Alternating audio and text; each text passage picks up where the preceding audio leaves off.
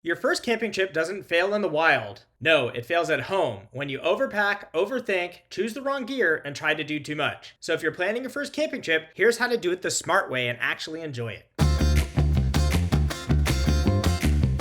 First, start simple. Don't head into the backcountry. Pick a developed campground. You'll have bathrooms, water access, and other campers nearby. That safety net reduces stress and lets you focus on the experience instead of survival. Second, keep it short. This is one of the biggest beginner mistakes. Do not book a 3-night trip for your first time out. Start with one night. One night teaches you everything you need to know. What you forgot, what you didn't need, how you actually sleep outside.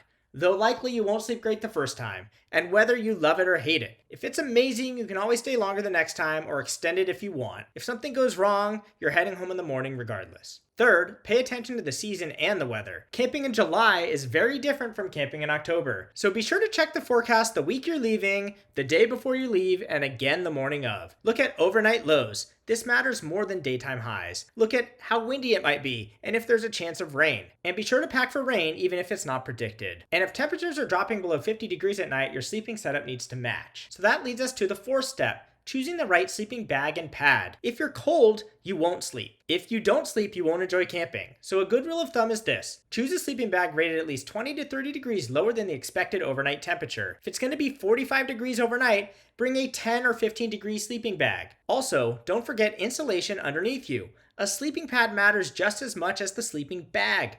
Cold air from the ground will steal your body heat faster than the air around you. So if it's really cold, you'll need a sleeping pad with a higher R value. And if you're sleeping in summer, then typically an air mattress will work just fine. Fifth, choose the right tent size. Most beginners buy tents that are either too small or too big. If you have 2 people, don't buy a 2-person tent. You'll actually need a 4-person tent. Tent capacity means the maximum bodies that can fit shoulder to shoulder, not for comfort. So extra space makes a huge difference. It gives you room for bags, room to change, and room to not feel claustrophobic.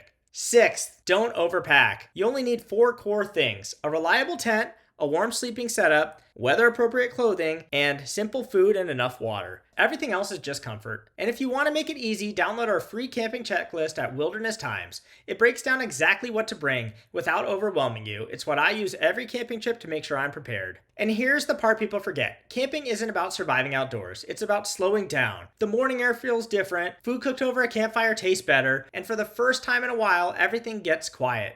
You don't need the perfect gear, you don't need to know everything, you just need to start smart. Keep it short, watch the weather, choose the right sleeping bag, pick the right tent size, and let nature do the rest. Follow Wilderness Times for more camping tips, tricks, and gear reviews. And be sure to download our free camping checklist to make your first trip a success.